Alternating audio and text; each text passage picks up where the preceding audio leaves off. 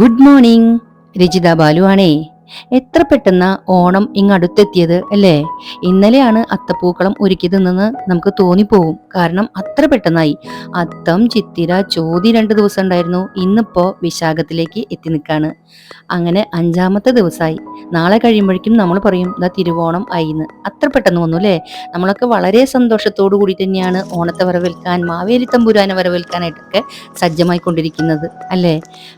എന്താ പറയാ, ഞാൻ കഴിഞ്ഞ വീഡിയോയിൽ പറഞ്ഞ പോലെ പ്രകൃതി പോലും ഉടുത്തൊരുങ്ങി അണിഞ്ഞൊരുങ്ങി തയ്യാറായി നിൽക്കാണ് മാവേലി തമ്പുരാനെ കാണാനായിട്ട്.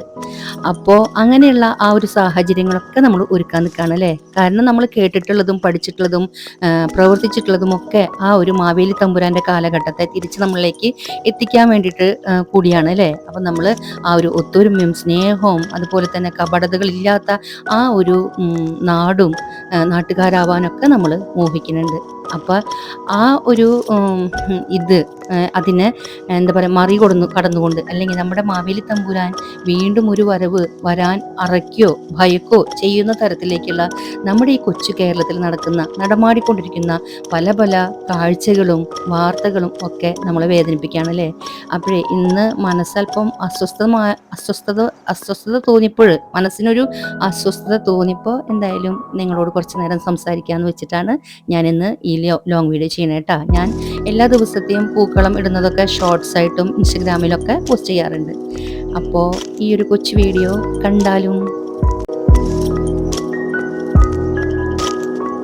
ഒരു 13 വയസ്സുകാരി തന്റെ മുത്തച്ഛന് കൊട്ടേഷൻ കൊടുത്തുകൊണ്ട് കൊല്ലിച്ച ആ ഒരു വാർത്ത കേട്ടപ്പോഴാണ് എനിക്ക് മനസ്സിന് വല്ലാത്ത ഒരു വിഷമം തോന്നിയത്. എന്നും ഓരോരോ വാർത്തകളും നമ്മളെ ഏറെ വേദനിപ്പിക്കുന്ന വാർത്തകളാണ്. ഇവിടെ നിരത്തി പറയാൻ എനിക്ക് പറ്റില്ല. കാരണം നല്ലതുകൾ വിരലിൽ എണ്ണാവുന്നതേ ഇപ്പൊ സംഭവിക്കുന്നുള്ളൂ നമ്മുടെ നാട്ടിൽ നിന്ന് എനിക്ക് തോന്നാറുണ്ട്. ബാക്കി എല്ലാതും നമുക്ക് കേൾക്കാനും കാണാനും ഒക്കെ ഭയപ്പാടുളവാക്കുന്നതും അറപ്പുളവാക്കുന്നതും ഒക്കെ ആയിട്ടുള്ള കാര്യങ്ങളാണെന്നാ തോന്നുന്നത്. ദൈവത്തിന്റെ സ്വന്തം നാടായ നമ്മുടെ കൊച്ചു കേരളം എങ്ങോട്ടാണ് ഈ പോകുന്നത്? ഒന്ന് ആലോചിച്ചു നോക്കിയേ. നമ്മുടെ ഈ ഓണക്കാലം, പൂക്കാലം അല്ലേ? തുമ്പികളുടെ പിന്നാലെ പാറിപ്പറന്ന് മറ്റൊരു തുമ്പിയെ പോലെ പാറിപ്പറക്കേണ്ട ആ കരങ്ങളാണ് ഇത്രയും വലിയ ക്രൂരതയ്ക്കായിട്ട് ഒരുങ്ങിയത്. അതുപോലെ തന്നെ പൂക്കളൊക്കെ ഇറുത്ത്, അല്ലെങ്കിൽ വേണ്ട ഒരു 13 വയസ്സെന്നൊക്കെ പറയുമ്പോൾ എന്റെയൊക്കെ ഒരു കുട്ടിക്കാലം ഞാൻ ആലോചിക്കുക. നമുക്ക് ഒരു ബോധവും ഇല്ലാത്തൊരു കാലാണ്. കാരണം അത്രയും കുട്ടികളാണല്ലോ നമ്മള്. ആ ഒരു സ്ഥാനത്ത് ഇന്നത്തെ കുട്ടികളൊക്കെ എവിടെ എത്തി നിൽക്കുന്നു? ഞാനേ ആലോചിക്കുകയായിരുന്നു. ഞാൻ കഴിഞ്ഞ വീഡിയോയിൽ പറഞ്ഞു നമ്മുടെ മാവേലിനെ വരവേൽക്കാനായിട്ട് പ്രകൃതി പോലും ഉടുത്തൊരുങ്ങി അണിഞ്ഞൊരുങ്ങി നിൽക്കുകയാണെന്നല്ലേ. ഓണം എന്ന് പറയുമ്പോൾ നമ്മുടെയൊക്കെ മനസ്സിൽ അങ്ങനെ ഒരു കാഴ്ചയല്ലേ ഓർമ്മ വരിക? നമ്മുടെയൊക്കെ കുട്ടിക്കാലത്തിൽ, അല്ലെങ്കിൽ ഇപ്പൊ എന്താ പറയാ, കൂട്ടുകുടുംബം, അതുപോലെ തന്നെ എല്ലാം കൊണ്ടും ഭക്ഷണം, വസ്ത്രം, അതുപോലെ സത്യസന്ധത, മൊത്തം നമ്മളൊരു മാവേലിയുടെ ആ ഒരു നാടാവാൻ തന്നെയാണ്, ആക്കാൻ തന്നെയാണ് നമ്മൾ ഓരോരുത്തരും ശ്രദ്ധിച്ചിരുന്നത് അല്ലേ? നമ്മളൊക്കെ കൊച്ചു കാലത്ത് നമ്മുടെ പാഠപുസ്തകങ്ങൾ പോലും നമ്മൾ മാവേലിയെ കുറിച്ച് പഠിക്കുമ്പോൾ ഒരു 8-10 വരിയുള്ള ഒരു കവിത തന്നെയുണ്ട് മാവേലി കുറിച്ചിട്ടുള്ള ആ ഒരു കാലം. ആ ഒരു കാലം നമ്മൾ വീണ്ടും റീക്രിയേറ്റ് ചെയ്യാനായിട്ടാണ് ശ്രമിക്കുന്നത്. പക്ഷേ പകരം അത് നേരെ ഓപ്പോസിറ്റ് ആണ് നടന്നുകൊണ്ടിരിക്കുന്നത്, അല്ലെങ്കിൽ മാറിക്കൊണ്ടിരിക്കുന്നത്. നമ്മുടെ ദൈവത്തിന്റെ സ്വന്തം നാടായ നമ്മുടെ കൊച്ചു കേരളമാണ് ഇപ്പോ കേട്ടാലും കണ്ടാലും ഒക്കെ ഭയക്കുന്നതും അറപ്പാവുന്നതും ഒക്കെ ആയിട്ടുള്ള ഈ കാഴ്ചകൾ ഒരുക്കുന്നത്. എന്റെയൊക്കെ കുട്ടിക്കാലം എന്ന് പറയുന്നത് 13 വയസ്സെന്ന് പറയുമ്പോൾ ഒരു എട്ടും പൊട്ടും തിരിയാത്ത, അല്ലെങ്കിൽ അത്രയും ആ ഒരു പക്വത ഇല്ലാത്ത വളരെ നിഷ്കളങ്കമായിട്ടുള്ള ഒരു കാലഘട്ടമായിരുന്നു എന്നാണ് എനിക്ക് തോന്നിയിട്ടുള്ളത്. നമുക്ക് ഇപ്പോഴത്തെ കുട്ടികളെ പോലെ ശരിക്കും സംസാരിക്കാൻ പോലും അറിയില്ലായിരുന്നു എന്നൊന്ന് എനിക്ക് തോന്നിയിട്ടുള്ള വാചകങ്ങളൊക്കെ കറക്റ്റ് ഉപയോഗിക്കാൻ പോലും നമുക്കൊന്നും അറിയില്ലായിരുന്നു അല്ലേ? എനിക്ക് എല്ലാ മക്കളും നമ്മുടെ മക്കളാണ് എന്നൊക്കെ വിചാരിക്കുന്ന ഒരാളാണ് കേട്ടോ ഞാൻ. അത് കാരണം കുട്ടികളെ തെറ്റിലേക്ക് നയിക്കാത്ത രീതിയിൽ നമ്മൾ മാതാപിതാക്കളും വളരെ ശ്രദ്ധിക്കണം. അവരടങ്ങിയിട്ടുള്ള സമൂഹവും സ്കൂളും ഒക്കെ ഒന്ന് നന്നായിട്ട് കുട്ടികളെ നിരീക്ഷിക്കണം എന്നും കൂടിയാണ് എൻ്റെ ഒരു അഭ്യർത്ഥന. കാരണം ഇന്നിപ്പോൾ കുട്ടികൾക്ക് ഒരു ഫോണിന് വേണ്ടിയിട്ടാണ് അത്രയും ക്രൂരകൃത്യം ചെയ്തത്. ഫോൺ ഉപയോഗിക്കേണ്ട ഒരു പ്രായം ഒക്കെ ഉണ്ടല്ലോ. അപ്പോൾ അവരുടെ ഫോൺ നിരീക്ഷണം, അത്യാവശ്യമൊക്കെ ഫോൺ നമുക്ക് കുറച്ച് നേരമൊക്കെ കൊടുക്കാം. അല്ലാതെയുള്ള ത്രൂ ഔട്ട് അവരുടെ കയ്യിൽ ഫോൺ ഉണ്ടാവുന്ന ഒരു അവസ്ഥയൊക്കെ മാറ്റാം. അങ്ങനെ ഡിജിറ്റൽ ഉപയോഗം അവരുടേത് നമ്മളൊന്ന് കൺട്രോൾ ചെയ്യണത് എപ്പോഴും വളരെ നല്ലതാണ്. അക്രമവാസനേനെ പ്രോത്സാഹിപ്പിക്കുന്ന രീതിയിലുള്ള സിനിമകളോ, മറ്റ് വിലക്കപ്പെട്ട ഉള്ളടക്കങ്ങളോ തന്റെ മക്കള് കാണുന്നില്ല എന്നും കൂടെ നമ്മള് ഉറപ്പുവരുത്തണം. അതുപോലെ തന്നെ നമ്മുടെ മക്കളുടെ കൂട്ടുകാരാരൊക്കെയാണെന്നോ, അവരുടെ പശ്ചാത്തലം എങ്ങനെയാണെന്നൊക്കെ നമ്മള് ചിക്കി ചികഞ്ഞ് ആരായേണ്ടത് തന്നെയാണ്.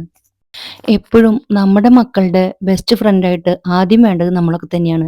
നമ്മുടെ മക്കളോട് മാതാപിതാക്കൾ തുറന്ന് സംസാരിക്കുക, അവരൊരുമിച്ചുള്ള സമയങ്ങളിൽ ഒരുമിച്ച് ഭക്ഷണം കഴിക്കാനും സമയം ചെലവഴിക്കാനൊക്കെ ആയിട്ട് നമ്മൾ നിർബന്ധമായിട്ടും അതിനുള്ള സമയങ്ങൾ കണ്ടെത്തണം. തുറന്ന് സംസാരിക്കണം. എന്തുണ്ടെങ്കിലും അവർക്ക് തുറന്ന് പറയാനുള്ള ഒരു സാഹചര്യം നമ്മൾ മാതാപിതാക്കൾ ആദ്യം ഒരുക്കി കൊടുക്കണം. അതുപോലെ തന്നെയാണ് അവർക്കെന്തെങ്കിലും അവരുടെ പെരുമാറ്റത്തിൽ മാറ്റങ്ങൾ കണ്ടു കഴിഞ്ഞാൽ നമ്മൾ അതിനെ പിന്തുടരുകയും വേണം. അതിന് വേണ്ടതായ ആം, ഉപദേശങ്ങളോ മറ്റെന്തെങ്കിലുമൊക്കെ നമ്മൾ കൊടുക്കേണ്ടതായിട്ട് വരാണെങ്കില് അതാത് സമയങ്ങളിൽ ചെയ്യണംന്നും കൂടെ ഞാൻ അഭ്യർത്ഥിക്കുകയാണ്. എന്ന് കരുതി നമ്മള് നമ്മുടെ മക്കളെ മുറിക്കുള്ളിൽ പൂട്ടിയിട്ട് വളർത്തണം എന്നല്ലാട്ടാ ഞാൻ പറഞ്ഞത്. നമ്മള് ഓവർ സ്ട്രിക്റ്റ് ആയിട്ട് നിക്കണം എന്നല്ല പറഞ്ഞിട്ടുള്ളത്. നമുക്ക് സുഹൃത്താവേണ്ടടുത്ത് സുഹൃത്താവാ, രക്ഷിതാവ് ആകേണ്ടടുത്ത് രക്ഷിതാവ് ആവണം. അങ്ങനെ നമ്മളുടെ ഒരു കൺട്രോളിൽ കുട്ടികൾ വരാവുന്ന രീതിയിലുള്ള ആ ഒരു ഹെൽത്തി ആയിട്ടുള്ള ഒരു അറ്റ്മോസ്ഫിയർ നമ്മൾ നമ്മുടെ വീട്ടിൽ ഒരുക്കി കൊടുക്കണം. പ്രത്യേകിച്ച് നമ്മൾ ഹസ്ബൻഡ് ആൻഡ് വൈഫ്, അതുപോലെ നമ്മുടെ വീട്ടിലുള്ള മറ്റ് മെമ്പേഴ്സും അങ്ങനെ നമ്മുടെ ബിഹേവിയർ എങ്ങനെയാണ് എന്നതൊക്കെ വേണം നമ്മുടെ താഴെയുള്ള ജനറേഷൻ കണ്ടു പഠിക്കാനായിട്ട്. അപ്പൊ അതൊക്കെ ഒന്ന് നമ്മൾ ശ്രദ്ധിക്കുന്നത് നല്ലതാണ്. ഒരു ഫ്രണ്ട്ഷിപ്പ് എപ്പോഴും നമ്മള് മക്കള് അതുപോലെ മാതാപിതാക്കളുടെ ഇടയിൽ ഉണ്ടായിരിക്കണം. വളരെ ഹെൽത്തി ആയിട്ടുള്ള ഒരു ഫ്രണ്ട്ഷിപ്പ് ഉണ്ടായിരിക്കണം. അതുപോലെ തന്നെയാണ് സ്കൂളുകളിലായിക്കോട്ടെ, അതുപോലെ നമ്മുടെ സമൂഹത്തിനാണെങ്കിലും, ഏത് രക്ഷിതാവിന്റെ മക്കളാണെങ്കിലും അവരിൽ എന്തെങ്കിലും ഒരു തെറ്റായ മാറ്റം കണ്ടു കഴിഞ്ഞാൽ അതിനെ ഒന്ന് ശരിപ്പെടുത്താനായിട്ട് നമുക്കും കൂടെ അതിൽ റോളുണ്ട്. അത് മറ്റൊരുവന്റെ മകനല്ലേ മകളല്ലേ എന്ന് പറഞ്ഞ് നമ്മളത് തഴഞ്ഞു കളയാൻ പാടില്ല. നമുക്ക് ആവശ്യം തോന്നുകയാണെങ്കിൽ ആ മാതാപിതാക്കളെ കൂടെ കൂട്ടിയിട്ട് നമുക്ക് കുട്ടികൾക്ക് ആവശ്യമായിട്ടുള്ള കൗൺസിലിങ്ങോ മറ്റോ കൊടുക്കേണ്ടി വന്നാൽ അങ്ങനെ കൊടുക്കുകയും ചെയ്യാലോ. അതുപോലെ തന്നെ ലഹരി വിരുദ്ധ ബോധവൽക്കരണം ഒക്കെ ഇപ്പോൾ നമ്മുടെ നാടൊട്ടാകെ നടക്കുന്നുണ്ട്. എന്നിട്ട് പോലും എത്ര ശക്തിയിലാണ് വീണ്ടും വീണ്ടും നമ്മൾ ഓരോരോ വാർത്തകൾ കേൾക്കുന്നത് ല്ലേ? അതുകൊണ്ട് തന്നെ അങ്ങനെയുള്ള സാഹചര്യങ്ങൾ വളരെ കർശനമായിട്ട് തന്നെ നിയന്ത്രിക്കാനായിട്ട് ശ്രദ്ധിക്കണം. അതുപോലെ ശരിയും തെറ്റും ഒക്കെ കുട്ടികൾക്ക് തിരിച്ചറിയാനുള്ള ആ ഒരു മൂല്യം തിരിച്ചറിയാനുള്ള ഒരു ധാർമ്മിക വിദ്യാഭ്യാസം ആയിരിക്കണം നമ്മുടെ വിദ്യാഭ്യാസ രീതി എന്നും എനിക്ക് തോന്നിയിട്ടുണ്ട് ഞാനൊക്കെ പഠിച്ച കാലഘട്ടത്തിലെ ആ ഒരു രീതിയാണ് ഏറ്റവും നന്നായിട്ട് ഉള്ളതെന്ന് എനിക്ക് തോന്നിയിട്ടുണ്ട്. നമ്മുടെ പാഠപുസ്തകത്തിലെ എന്താ പറയാ അത് കഥകളിലൂടെയും കവിതകളിലൂടെയും ഒരുപാട് മെസ്സേജസ് നമുക്ക് കിട്ടുന്ന അല്ലെങ്കിൽ ആ ഒരു എന്താ പറയാ ഒരു ലെസൺ കഴിയുമ്പോൾ നമുക്ക് തന്നെ ഒരു മെസ്സേജ് നമ്മുടെ ബ്രെയിനിലേക്ക് പാസ് ചെയ്യണ രീതിയിലുള്ള പല പല കാര്യങ്ങളാണ് നമ്മൾ പഠിച്ചെടുത്തിട്ടുള്ളത് അല്ലേ. ഇന്നിപ്പോ നമുക്ക് ഒരു കുട്ടിയെ കുറച്ചു നേരം നോക്കാൻ പോലും സാധ്യമല്ല. അങ്ങനെ നോക്കിക്കഴിഞ്ഞാൽ ഇപ്പൊ എന്താ ആ തള്ളേനെ നോക്കണ്, ആ തള്ളയ്ക്ക് വേറെ പണിയില്ലേ, അല്ലെങ്കിൽ ഇപ്പൊ വിചാരിക്കും അവർക്ക് എന്തിന്റെ സുഖേടാ, എനിക്ക് ഇഷ്ടമുള്ള പോലെ ഞാൻ നടക്കും. അങ്ങനെ ധാർഷ്ട്യാണ് ഇപ്പോഴത്തെ കുട്ടികൾക്ക്. ഒരു തരം അഹങ്കാരോ ധാർഷ്ട്യോ എന്തും എനിക്കാവാം എന്നുള്ള ഒരു കൂസലില്ലായ്മ ഒക്കെയാണ് അത്. എന്താ പറയാ നമുക്ക് ഒരു മര്യാദകേട് ഒക്കെ ഇന്ന് മിക്ക വീടുകളിലെ കുട്ടികളും അല്ലെങ്കിൽ കുട്ടികളെ അങ്ങനെ നമ്മള് വാർത്തകൾ കേൾക്കുന്നുണ്ട്. അതുപോലെ തന്നെ ഈ ക്രൂരതയുടെ ലക്ഷണങ്ങൾ നമ്മൾ ശ്രദ്ധിച്ചാൽ തന്നെ അറിയാൻ പറ്റും. സഹജീവികളോട് കരുണയില്ലായ്മ. ചില കുട്ടികള് എന്താ പറയാ ചുരുക്കം പറഞ്ഞാ പ്രാണീനെയും പാറ്റേനെയും അല്ലെങ്കിൽ പൂച്ച, നായ അങ്ങനെയുള്ള ജീവികളൊക്കെ അവര് നിഷ്കരുണം ഉപദ്രവിക്കുന്നതൊക്കെ നമുക്ക് കാണാനായിട്ട് കഴിയും. അതൊക്കെ അവരുടെ മനസ്സിലെ ആ ഒരു കല്ലായിട്ടുള്ള മനസ്സ് ഉള്ളപ്പോഴാണ് അങ്ങനെയൊക്കെ സംഭവിക്കുക. അതൊക്കെ നമ്മള് അവരെ ഒന്ന് തിരിച്ചെടുക്കാനായിട്ട് അവരെ ഒന്ന് സഹായിച്ചാല് മാറ്റിയെടുക്കാവുന്ന ചില രീതികളായിരിക്കും എന്നെനിക്ക് തോന്നിയിട്ടുണ്ട്. സഹജീവികളോട് ഒരു എന്താ പറയാ കരുണ ഇല്ലായ്മ എന്നുള്ള ആ ഒരു മനോഭാവം മാറ്റിയെടുക്കാൻ നമുക്ക് പറ്റുമെന്ന് എനിക്ക് തോന്നിയിട്ടുണ്ട്. അതുപോലെ തന്നെ നിയമത്തിനോടോ ഒന്നിനോടും ഇപ്പോഴത്തെ കുട്ടികൾക്ക് ഭയമില്ല. ഇപ്പോ ഈ ഒരു കുട്ടി തന്നെ കണ്ടില്ലേ, അവര് അഥവാ പിടിക്കപ്പെട്ടാൽ ഭാവിയിൽ ചെയ്യേണ്ട കാര്യങ്ങൾ വരെയാണ് പ്ലാൻ ചെയ്തിരുന്നതെന്ന്. ഒന്ന് ആലോചിച്ച് നോക്കണേ. 13ഉം 18ഉം 17ഉം ഒക്കെ വയസ്സായിട്ടുള്ള കുട്ടികൾ ചെയ്ത കാര്യങ്ങളാണ് നമ്മൾ ഈ കേൾക്കുന്നത്. അതുപോലെ തന്നെ നമുക്കൊക്കെ ഒരു പ്രാണീനൊക്കെ പിടിച്ച് കൊല്ലാന്ന് പറയുമ്പോ തന്നെ ഒരു നെഞ്ചിന് പെടപ്പാണ് അല്ലേ? ആ സമയത്താണ് ഇങ്ങനെയൊക്കെ കുട്ടികള് ഒരു വിഷമവും ഇല്ലാണ്ട് ചെയ്തത്. ഈ കുഞ്ഞുങ്ങളാണ് നാളെ നമ്മുടെ സമൂഹം വാർത്തെടുക്കേണ്ടതായിട്ടുള്ളവര്. അതുകൊണ്ട് തന്നെ അവരെ നമ്മള് മാക്സിമം ഇൻസൾട്ട് ചെയ്യോ മറ്റുള്ളവരെ കമ്പയർ ചെയ്തുകൊണ്ട് അവരെ തരം താഴ്ത്തി സംസാരിക്കുകയോ ഒന്നും ചെയ്യരുത്. വേണ്ടതായ രീതിയിൽ വേണം നമുക്ക് മക്കളെ തിരിച്ചു കൊണ്ടുവരാനായിട്ട്. സമൂഹത്തിന്റെ ഇടപെടലോട് കൂടിയിട്ടോ അല്ലെങ്കിൽ സ്കൂളിന്റെ ഇടപെടലോട് കൂടിയിട്ടൊക്കെ ഇത്തരത്തിലുള്ള മനോഭാവമുള്ള കുട്ടികളെയൊക്കെ നമുക്ക് ചൈൽഡ് സൈക്യാട്രിസ്റ്റോളെയോ സൈക്കോളജിസ്റ്റോളെയോ ഒക്കെ കാണിച്ചുകൊണ്ട് നമുക്ക് അവരെയൊക്കെ മാറ്റിയെടുക്കാനായിട്ട് സാധിക്കും എന്നും കൂടെയാണ് എൻ്റെ ഒരു അഭിപ്രായം. ഇപ്പോഴത്തെ ജനറേഷനിലെ കുട്ടികളുടെ ഒരു ചിന്തയാണ് ഞാൻ റിച്ച് ആണെന്ന് മറ്റുള്ളവർക്ക് തോന്നണം. അതിപ്പോ ഒട്ടും കഴിവില്ലാത്ത വീട്ടിലെ കുട്ടികളാണെങ്കിലും അവര് റിച്ച് വീട്ടിലെ കുട്ടികളാവാനായിട്ട് അവര് ശ്രമിക്കുക. അതിന് വേണ്ടിയിട്ട് ഈ പറഞ്ഞ പോലെയുള്ള മോഷണം, കുറ്റകൃത്യങ്ങളൊക്കെ ചെയ്യാൻ അവര് തയ്യാറാവാണ് മറ്റുള്ളവരെ അനുകരിക്കാൻ. അതായത് മറ്റുള്ളവർ എന്ന് പറയുമ്പോൾ റിച്ചാണ്, ഞാൻ റിച്ചാണ്, എന്നെ കണ്ട റിച്ച് വീട്ടിലെ കുട്ടിയാന്ന് തോന്നില്ലേ? അങ്ങനെ ഒരു മെന്റാലിറ്റി എങ്ങനെയാവോ ഈ കുട്ടികളിലൊക്കെ വന്നു ചേർന്നതെന്ന് എനിക്കറിയില്ല. അതുപോലെ തന്നെ നമ്മളുടെ അയൽപക്കങ്ങളൊക്കെ ആയിട്ട് നല്ല ആരോഗ്യപരമായുള്ള ബന്ധങ്ങൾ സൃഷ്ടിക്കുന്നതും വളരെ നല്ലതാണ്. നമ്മളുടെ കണ്ണെത്തിയിട്ടില്ലെങ്കിലും മറ്റു ഉള്ളവരുടെ അയൽപക്കത്തെ നമ്മളെ പോലെയുള്ള മാതാപിതാക്കളൊക്കെ ഉണ്ടാവുമല്ലോ, അവരുടെയും കണ്ണുകൾ എത്താതിരിക്കില്ലല്ലോ.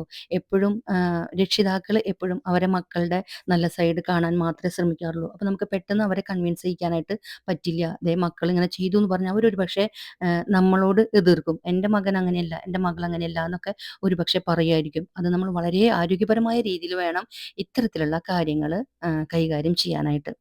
അപ്പോഴേ ഞാൻ പറഞ്ഞു വന്നത് ഇതൊക്കെയാണ് നമ്മുടെ നാട്ടിൽ നടക്കണത് അല്ലേ. പിന്നെ മറ്റു പറയാൻ ഒരുപാടുണ്ട്. അതൊന്നും ഞാൻ ഇവിടെ പറയാൻ ഉദ്ദേശിക്കുന്നില്ല. കുട്ടികളായതുകൊണ്ട് നമ്മളിങ്ങനെ ഒന്ന് പറഞ്ഞു പോയതാണ്. ഞാൻ എന്തായാലും ഓണാണ്, എൻ്റെ പൂക്കളും ഞാനും ബാലും കൂടി ഇടാണ്. എൻ്റെ മക്കളൊക്കെ പുറത്താണേ. അപ്പോൾ ഇതൊക്കെ ഇടുമ്പോൾ ഞാനിങ്ങനെ ഓരോന്നൊക്കെ ഇങ്ങനെ ആലോചിക്കായിരുന്നു. എങ്ങനെ നമ്മുടെ മക്കളെ കൈവിടാതെ കൈമോശം വരാതെ എങ്ങനെ മക്കളെ വാർത്തെടുക്കാന്ന് നമുക്കറിയില്ലല്ലോ. നമുക്കറിയാവുന്ന പോലെയാണ് നമ്മൾ മക്കളെ വളർത്തിയിട്ടുള്ളത്. എൻ്റെ ഒരു എക്സ്പീരിയൻസ് ആണ് ട്ടോ ഞാൻ നിങ്ങളോട് ഷെയർ ചെയ്തത്. അപ്പൊ ഞാൻ ആലോചിക്കാണ്. ഞാനൊക്കെ പഠിച്ച ഒരു കവിത ഞാനിവിടെ പാടാണ് ട്ടാ. ആം, ട്യൂണൊന്നും എനിക്കറിയില്ല. എന്നാലും ഞാൻ പറയാന്ന് വേണമെങ്കിൽ പറയാം. മാവേലി നാടുവാണിടും കാലം മാനുഷരെല്ലാരും ഒന്നുപോലെ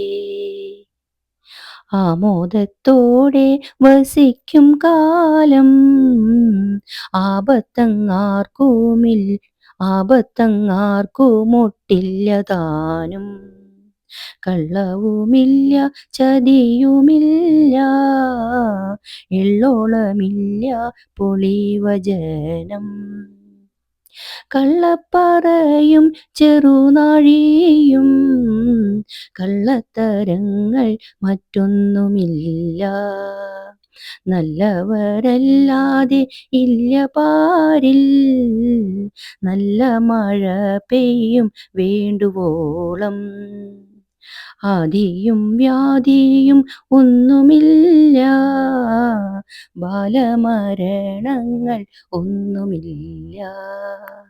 എത്ര നല്ല കാര്യങ്ങളാണ് അല്ലേ ആ കവിതയിൽ പറഞ്ഞിട്ടുള്ളത്. നമ്മൾ ഇമാജിൻ ചെയ്തു പോവും നമ്മുടെ മഹാബലി തമ്പുരാന്റെ ആ ഒരു കാലഘട്ടം. നമുക്ക് അത് തിരിച്ചു പിടിക്കാനാവോ? ആവണം അല്ലേ?